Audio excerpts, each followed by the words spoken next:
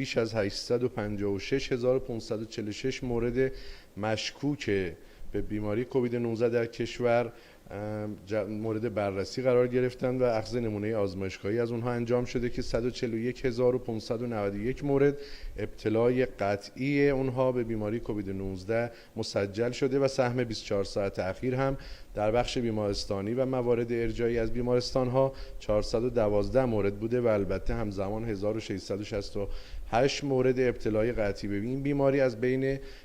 موارد رهگیری تماس نزدیک با مبتلایان و موارد دارای علائم خفیف و متوسط در بخش سرپایی و مراکز خدمات سلامت شناسایی شدند. 2080 مورد جمعاً خواهد شد و البته خدمت شما عرض کنم که ما 111176 نفر هم در فهرست بهبود یافتگان این بیماری داریم و 2551 عزیز هموطن مبتلا به این بیماری هم در بخش مراقبت‌های ویژه تحت مراقبت هستند کماکان